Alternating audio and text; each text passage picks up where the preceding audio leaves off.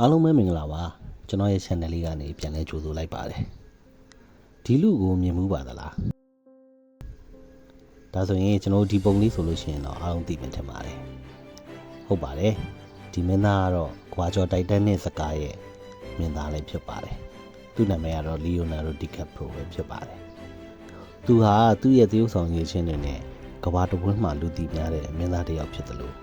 တဘာဝပတ်ဝန်းကျင်ထင်သိရေးမှာလဲတက်ကြွပါဝင်သူတစ်ယောက်ဖြစ်ပါတယ်လီယိုနာဒိုဒီကပ်ပရိုကရုပ်ရှင်ကားတကားကိုလက်ခံတော့မယ်ဆိုရင်အဲ့ဒီဇက်ကောင်အကြောင်းကိုအလွန်အမင်းလေ့လာပြီးတော့စဉ်းစားလေးရှိတယ်လို့နာမည်ကြီးပါတယ်သူကဇက်ကောင်ရဲ့နောက်ခံအကြောင်းအရာစိတ်နေစိတ်ထားဘာကြောင့်ဒီလိုပြုတ်မှုလဲဆိုတဲ့အကြောင်းအရာတွေကိုသေးစိတ်လေ့လာပြီးမှသရုပ်ဆောင်လေးရှိပါတယ်ဥပမာတစ်ခုအနေနဲ့ The Revenant ဆိုတဲ့ဇက်ကားမှာသူပါဝင်ခဲ့တဲ့ဇက်ကောင်ရဲ့ခက်ခဲကြမ်းတမ်းတဲ့အခြေအနေတွေကိုပြင်းသရုပ်ဆောင်နိုင်မှုအတွက်သူဟာတောထဲမှာရက်ပေါင်းများစွာတားရောက်နေထိုင်ပြီးတော့ဇက်ကောင်ရဲ့ခံစားချက်တွေတကယ်ခံစားကြည့်ဖို့ကြိုးစားခဲ့တယ်လို့ဆိုပါတယ်။ Leonardo DiCaprio ရဲ့ဒီလိုအသေးစိတ်စဉ်းစားပြီးတော့သရုပ်ဆောင်တဲ့အလေးထားဟာသူ့ကို Academy ဆုအပါအဝင်နာမည်ကျော်ကြားတဲ့ဆုတွေအများကြီးရရှိစေခဲ့ပါတယ်။ဒါပေမဲ့တစ်ဖက်မှာလည်းဒီလိုအများကြီးစဉ်းစားတဲ့အလေးထားကြောင့်ရန်ဖန်ရန်ခါမှာသူဟာစိတ်ဖိစီးမှုတွေခံစားရတယ်လို့ပြောဆိုမှုတွေရှိပါတယ်။ဇက်ကောင်တစ်ခုထဲမှာနှစ်ပေါင်းများစွာနစ်မြုပ်နေရတာစိတ်ပိုင်းဆိုင်ရာအရာတော်လေးပင်ပန်းနိုင်ပါတယ်။ဒါပေမဲ့ Leonardo DiCaprio ကသူ့ရဲ့ overthinking အသေးစိတ်စဉ်းစားတဲ့အလေးထားကိုသူ့ရဲ့နုပညာအတွက်အကောင်းဆုံးအသုံးချနိုင်ခဲ့တယ်ဆိုတာမြင်လို့မရပါဘူး။သူကဇက်ကောင်တစ်ခုကိုပရိသတ်တွေယုံကြည်လက်ခံလာအောင်စစ်စစ်ဆက်ဆက်စဉ်းစားပြီးတော့သရုပ်ဆောင်တဲ့မင်းသားတစ်ယောက်ဖြစ်အတိအမှန်ပြုခံခဲ့ရပါတယ်။ဒီဇလန်းကနာမည်ကျော်တွေဟာသူတို့ရဲ့အောင်မြင်မှုအတွက်ဘလောက်ထိစစ်စစ်ဆက်ဆက်စဉ်းစားကြလဲဆိုတာကိုနားလည်သိနိုင်မယ်လို့မျှော်လင့်ပါတယ်။တစ်ခါတလေမှာအသေးစိတ်စဉ်းစားလွန်တာကစိတ်ဖိစီးမှုကိုဖြစ်စေနိုင်တယ်ဆိုပေမဲ့မှန်ကန်တဲ့ရည်ရွယ်ချက်နဲ့အသုံးချမယ်ဆိုရင်အောင်မြင်မှုစီကိုပူဆောင်ပေးနိုင်တယ်ဆိုတဲ့အင်အားတစ်ခုလေးဖြစ်နိုင်ပါတယ်။ဒီနေ့ဗီဒီယိုလေးထဲမှာတော့ overthinking ဆိုတာဘာလဲအလွန်အမင်းစဉ်းစားတာဆိုတာဘာလဲဆိုတဲ့အကြောင်းတွေကိုပြောပြပေးသွားမှာဖြစ်တဲ့အတွက်ဗီဒီယိုလေးကိုအဆုံးထိလိုက်ပါကြည့်ရှုဖို့ဖိတ်ခေါ်ချင်ပါတယ်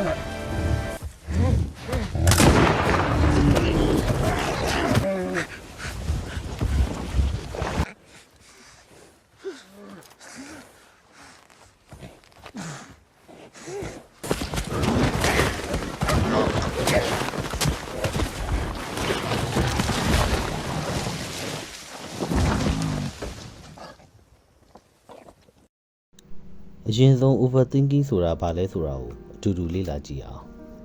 အလွယ်ကူဆုံးပြောရရင် overthinking ဆိုတာပြဿနာတစ်ခုဒါမှမဟုတ်အကြောင်းအရာတစ်ခုအပေါ်မှာလွန်ကျွံစဉ်းစားနေတာထပ်ခါတွေးနေတာကိုဆိုလိုတာပါ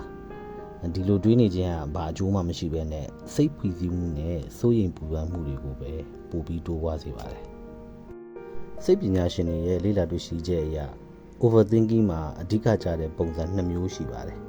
ပထမတစ်ခုကတော့ rumination လို့ခေါ်တဲ့အတိတ်မှာဖြစ်ပျက်ခဲ့တဲ့အကြောင်းအရာတွေအမှားတွေကိုပြန်လည်တူးဆွပြီးတော့နောင်တရခြင်းမျိုးပါဥပမာငါအဲ့ဒီကတော့ဒီလိုမပြောခဲ့သင့်ဘူးငါဘာလို့ဒီလိုလုပ်ခဲ့မိပါလိမ့်ဆိုတဲ့အတွေးတွေကိုခေါင်းထဲမှာအမြဲတမ်းလဲနေတာမျိုးပါဒုတိယတစ်ခုကတော့ worry လို့ခေါ်တဲ့မဖြစ်သေးတဲ့အနာဂတ်အကြောင်းတွေကိုပူပန်တော့ကရောက်နေခြင်းမျိုးပါဥပမာလှုပ်ပြုတ်သွားရင်ဘယ်လိုလုပ်မလဲသမုန်းဝဲကြရင်ဘယ်လိုလုပ်မလဲစတယ်မရေရာတဲ့အခြေအနေတွေကိုကြိုတင်တွေးပြီးတော့စိတ်တော့ကရောက်နေတာမျိုးပါဒီလိုအတွေးနှမျိုးစလုံးကကျွန်တော်တို့ရဲ့စိတ်ကျန်းမာရေးနဲ့ရုပ်ပိုင်းဆိုင်ရာကျန်းမာရေးကိုစိုးစိုးဝါးဝါထိခိုက်စေနိုင်ပါတယ်ဒါဆိုရင် overthinking ကဘာကြောင့်ဖြစ်ရတာလဲပညာရှင်တွေရဲ့လေ့လာတွေ့ရှိချက်အရအဓိကအကြောင်းရင်း၃ခုရှိပါတယ်နံပါတ်1တစ်ခုကကျွန်တော်တို့အုံနှောက်ရဲ့သဘာဝအရောက်ပါကျွန်တော်တို့ရဲ့အုံနှောက်ကအန္တရာယ်တွေကိုရှာဖွေပြီးတော့ကြိုတင်ပြင်ဆင်မှုပုံမှန်အားဖြင့်တည်ဆောက်ထားပါတယ်။ဒါဟာရှေးခေတ်လူသားတွေအတွက်ဒီအသက်ရှင်သန်မှုအတွက်အရေးပါတဲ့ရန်ရာတစ်ခုလေးဖြစ်ခဲ့ပါတယ်။ဒါပေမဲ့ဒီဘက်ခေတ်မှာတော့ဒီသဘာဝတစ်ခါတလေမှာအလွန်အကျွံအလုပ်လုပ်ပြီးတော့ကျွန်တော်တို့ပေါ်ကြားရောက်လာနိုင်တဲ့မလိုအပ်တဲ့အရာတွေကိုပါအန္တရာယ်လို့ထင်မြင်စေတတ်ပါတယ်။နောက်နံပါတ်2အချက်ကတော့ stress ပါ။စိတ်ဖိစီးမှုက overthinking ကိုဖြစ်စေတဲ့အဓိကအကြောင်းရင်းတစ်ခုပါ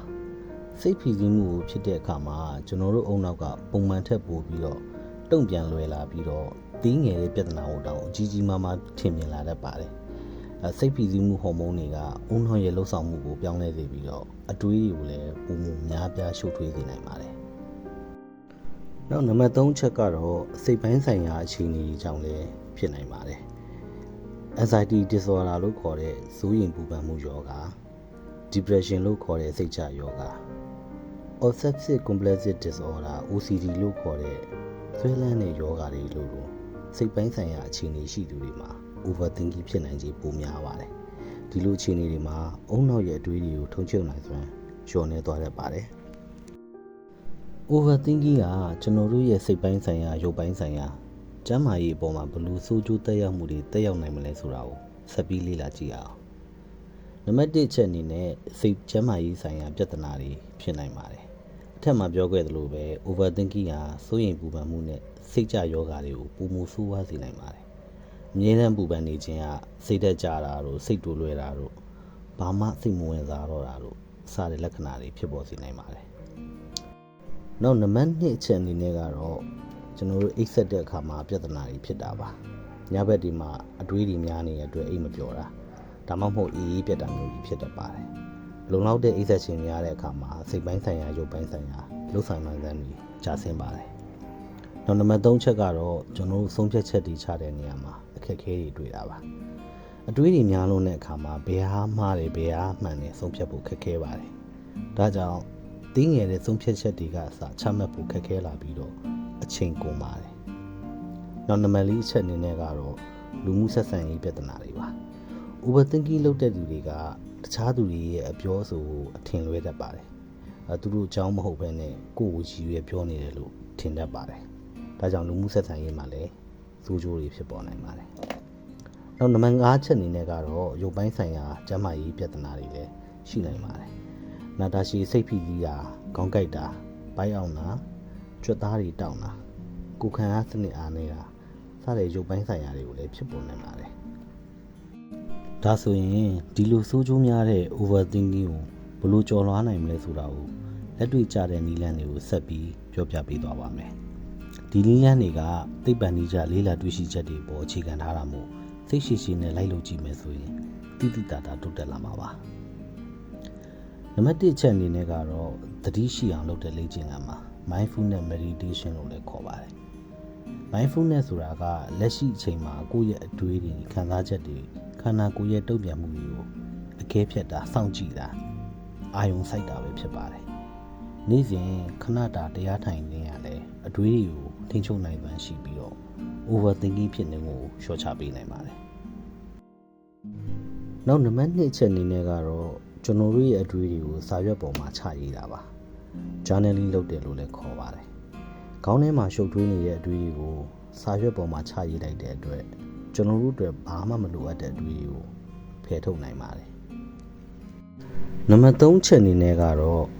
ခုလက်ရှိပစ္စုပန်ကိုအာရုံစိုက်တာပါအတိတ်ကိုနှောင်တရနေတာဒါမှမဟုတ်အနာဂတ်ကိုပူပန်တွေးတောနေတာမျိုးတွေဖြစ်လာတဲ့အခါမှာ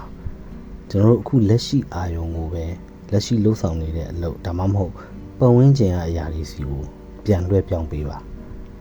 ဥမာကိုယ့်အနေနဲ့ဆိုရင်အသက်ရှူတာလေးကိုပြန်အာရုံစိုက်လိုက်တာ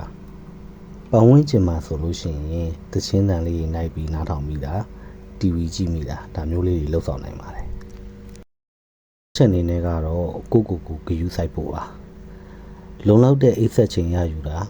ကျန်းမာရေးနဲ့ညီညွတ်တဲ့အစားအသောက်တွေကိုစားသုံးတာပုံမှန်လေ့ကျင့်ခန်းလုပ်ခြင်းနဲ့စိတ်ဖိစီးမှုကိုလျှော့ချပေးပြီးတော့ overthinking ဖြစ်နှုန်းကိုလည်းသက်သာစေပါတယ်တော့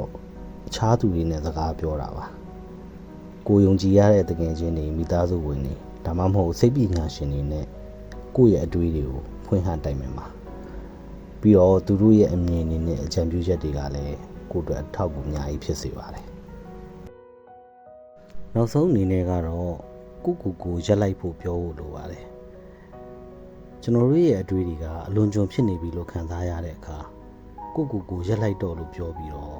ဒီအတွေးတွေကတကယ်ရောမှန်ရဲ့လားဒီအတွေးတွေကဘာများအကျိုးရှိလဲအဲ့ဒါမျိုးတွေကိုမေးခွန်းထုတ်ကြည့်ပါ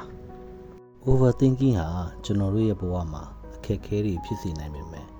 မှန်ကန်တဲ့နည်းလမ်းတွေနဲ့လေ့ကျင့်မယ်ဆိုရင် ကြော်လွှားနိုင်ပါတယ်